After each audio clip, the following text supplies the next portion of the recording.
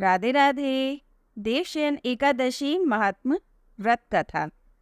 इसे पढ़ने से पहले आप अपने हाथ में तुलसी दल और तिल भी ले सकते हैं, चावल नहीं लेने हैं, ठीक है। तो कथा आरंभ करते हैं हम अपनी। मंगलम भगवान विष्णु मंगलम गरुड़ध्वज मंगलम पुंडरीकाक्षाय मंगलाय तनोहरि। युधिष्ठिर बोले कि हे श्री कृष्ण, आषाढ़ मास के शुक्ल पक्ष की एकादशी का नाम और महात्मा क्या है? इस दिन देवता का पूजन किया जाता है। भगवान श्री कृष्ण बोले, हे कौन्तेय, इस एकादशी का नाम पद्मा भी है। इसका व्रत करने से भगवान विष्णु की कृपा प्राप्त होती है। अब मैं तुम्हें एक पौराणिक आख्यान सुनाता हूँ। सूर्यवंशी राजा मधाता के राज्य में एक बार 3 वर्ष तक जल वृष्टि न होने से भीषण अकाल पड़ गया।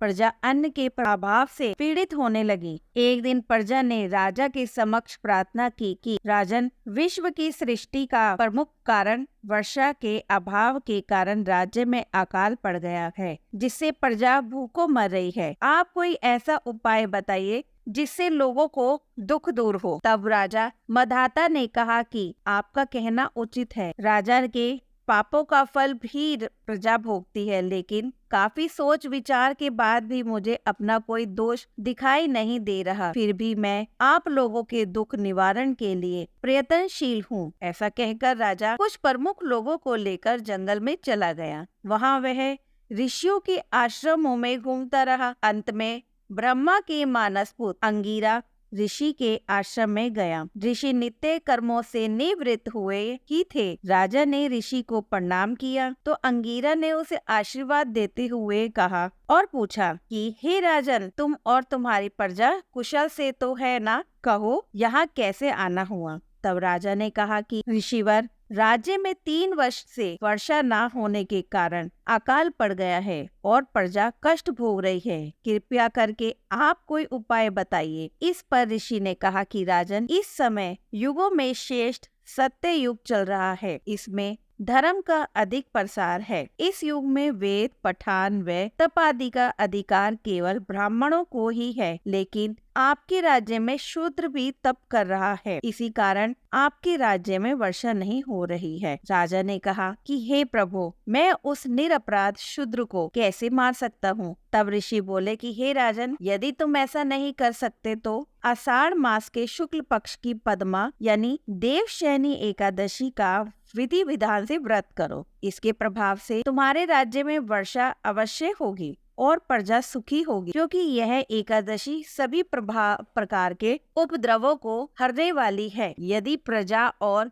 राजकर्मी भी यह व्रत करें तो अति उत्तम रहेगा। अंगिरा की कथन सुनकर राजा अपने राज्य में लौटा और इस एकादशी का श्रद्धा भाव से व्रत किया। इसके प्रभाव से राज्य में वर्षा हुई और प्रजा सुखी हो गई। अंत में एकादशी के दिन सबको व्रत करना चाहिए। इसकी कथा सुनने पढ़ने से सभी प्रकार के पापों का नाश होता है। इस एकादशी को देवशयनी एकादशी भी कहा जाता है। यह व्रत करने से भगवान विष्णु प्रसन्न होते हैं। अतः मोक्ष कामी को इस एकादशी का व्रत अवश्य करना चाहिए। चातुर्मास का व्रत भी इसी एकादशी से शुरू होता है। युधिष्ठिर बोले कि हे यदुनंदन, भगवान विष्णु को शयन किस तरह कराया जाता है? कृपया बतलाइए। भगवान श्री कृष्ण बोले कि हे राजन, सुनो, अब मैं शयन व्रत के साथ ही चातुर्मास व्रत भी बतलाता हूँ। जब भगवान सूर्य नारायण कर्क राशि में हो तब भगवान विष्णु को शयन कराया जाता है और सूर्य नारायण जब तुला राशि में हो तब उन्हें जगाया जाता है। लौंत अधिक या पुरुषोत्तम मास आने पर भी यह विधि इसी तरह रहती है। इस विधि से अन्य देवताओं को शयन नहीं कराया जाता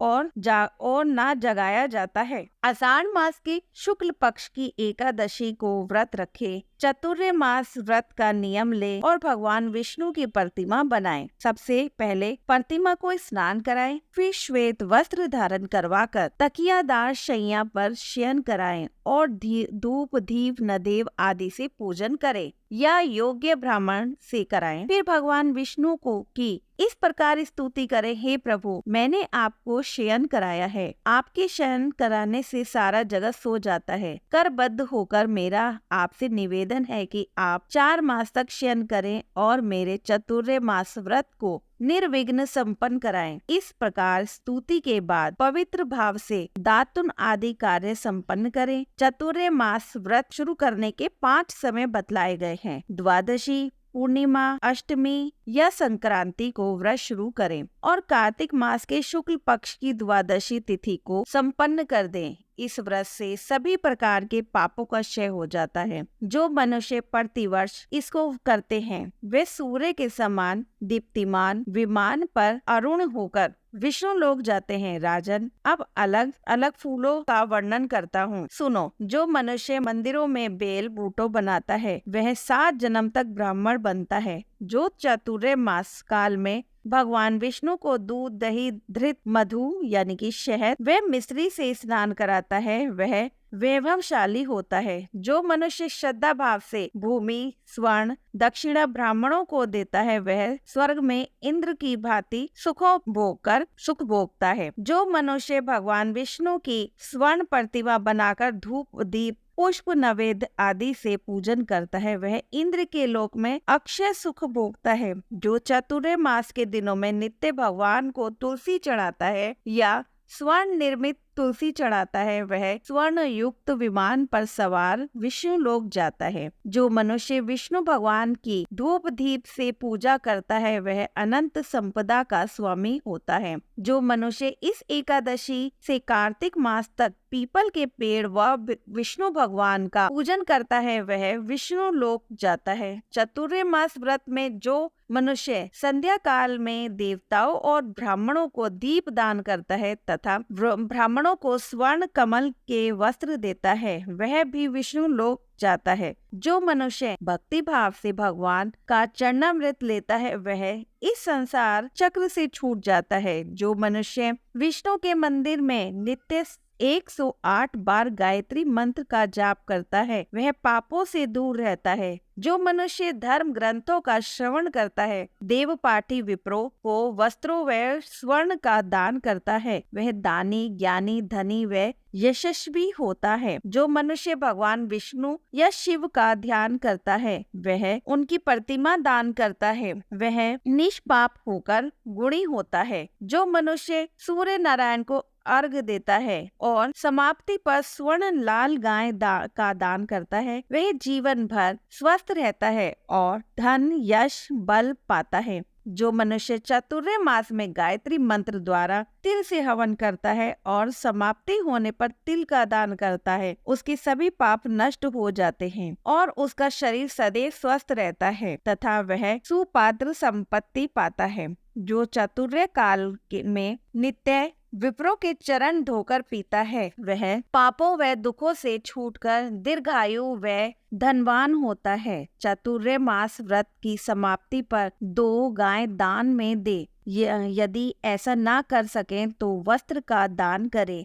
जो नित्य ब्राह्मण को नमस्कार करता है उसका जीवन सार्थक और पाप विमुक्त हो जाता है। चतुर्थ मास व्रत की समाप्ति पर जो ब्राह्मणों को भोजन कराता है उसकी आयु व धन वृद्धि होती है। जो व्यक्ति अलंकारिदाद की दक्षिणा देता है वह चक्रवर्ती, दीर्घायु, पुत्रवान राजा होता है तथा स्वर्ग लोक में प्रलयंत तक इंद्र की भांति शासन करता है। जो मनुष्य भगवान सूर्य व गणेश को नित्य नमस्कार करता है उसकी आयु बढ़ने के साथ ही लक्ष्मी की भी वृद्धि होती है। गणेश जी की कृपा से मनोकूलन फल मिलता है। गणेश व सूर्य प्रतिमा ब्राह्मण को दान करने से सर्व कार्य सिद्धि होता है। जो मनुष्य दोनों ऋतु में भगवान शिव की प्रसन्नतार्थ चांदी दान करता है, जो नित्य तिल व वस्त्रों के साथ तांबे का कोई बर्तन दान करता है, उसके यहाँ स्वास्थ्य, सुंदर, शिव से प्रीति करने वाले पुत्र का जन्म होता है।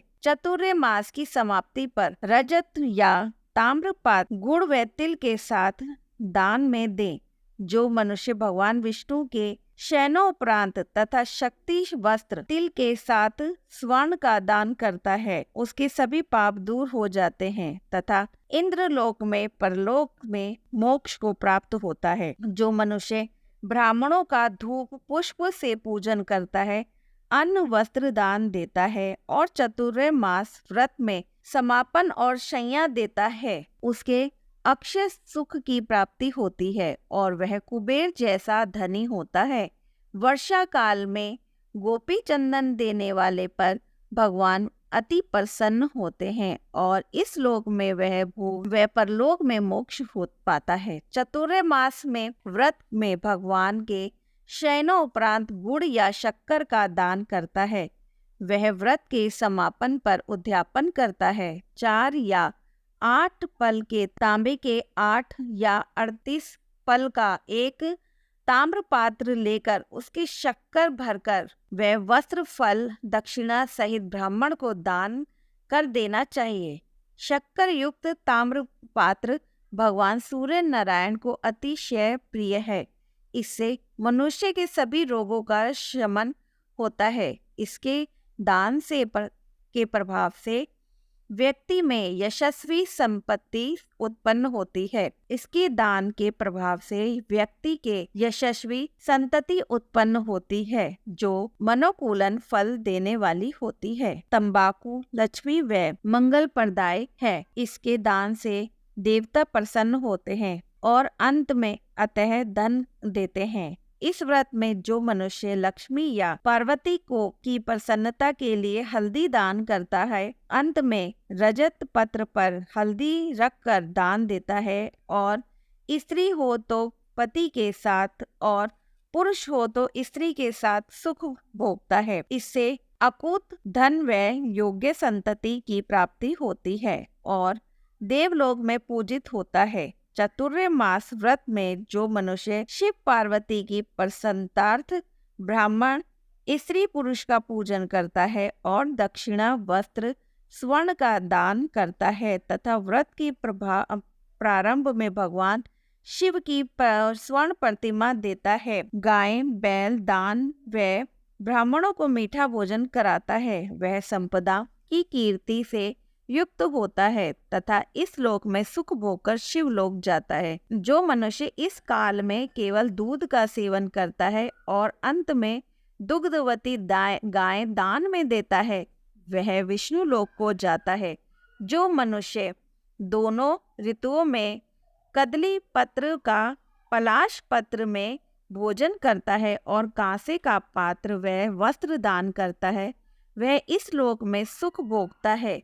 इस व्रत में जो मनुष्य पलाश पत्र पर भोजन करता है और तेल का सेवन नहीं करता, उसके सभी पाप नष्ट हो जाते हैं। चतुर्मास व्रत के प्रभाव से ब्राह्मण धाती, मदिरा प्रेमी, बाल हंता, मिथ्याभाषी, स्त्री हंता, किसी के व्रत को भ्रष्ट करने वाला, आगम्य गमन करने वाला, विधवा से रमण करने वाला, ब्राह्मणी व चंडालनी से रमण करने वाला पाप मुक्त होकर अंत में मोक्ष पाता है। चतुर्मास व्रत में जो मनुष्य नित्य एक समय खाता है और अंत में भूखे को भोजन देता है, वह स्वर्ग पाता है। जो मनुष्य भक्ति भाव से भगवान का पूजन करता है, वह विष्णु लोक को जाता है। जो भगवान के शयनोपरांत स्वयं धरती पर शयन करता है और अंत में शय्या दान करता है, वह शिवलोक में पूजित होता है। जो मनुष्य चतुर्मास में मैथुन से दूर रहता है, वह यशस्वी, लक्ष्मीवान व बलवान होता है और अंत में स्वर्गगामी होता है। जो मनुष्य इस व्रत में सपरिवार उत्तम चावल या जौ का सेवन करता है, वह भी स्वर्गगामी होता है। जो मनुष्य इस व्रत में अपनी इंद्रियां वश में रखता है, उसे भी अश्वमेघ यज्ञ का फल मिलता है। जो मनुष्य श्रावण मास में शाक, भादो से दही, कवार में दूध तथा कार्तिक में दाल त्याग देता है, उसे स्वस्थ शरीर की प्राप्ति होती है। जो स्नानोपरांत भगवान का पूजन करता है, वह स्वर्गगामी होता है। जो मनुष्य इस व्रत में खट्टा मीठा कड़वा पदार्थ त्याग देता है, वह दुर्गुणों से छूटकर स्वर्गगामी होता है। जो भगवान का स्मरण करता है, उसे भी स्वर्ग की प्राप्ति होती है। जो मनुष्य चतुर्मास व्रत में पुष्पादि का धारण काल त्याग देता है, वह स्वर्गगामी होता है। जो मनुष्य इस व्रत में चंद्रायण व्रत करता है वह स्वर्ग पाता है। जो मनुष्य इस व्रत में केवल दुग्धाहार करता है उसका वंश प्रलयंत तक चलता है। जिस दिन भगवान शयन करते हैं उस दिन ब्राह्मणों को दान, वस्त्र, भोजन देना चाहिए। यह सारा दान वेद पाठी ब्राह्मण को देना चाहिए। 4 मद्यपी, आज्ञा में आज्ञेयाम गामी, धार्मणी, शास्त्रों का सम्मान न करने वाला, झूठा, त्याज्य कर्मों को करने वाला ब्राह्मण आदि ऐसे लोगों को दान देने से पाप का भागी बनना पड़ता है तथा अंत में नरकवास होता है। बोलो देवशयन एकादशी की जय।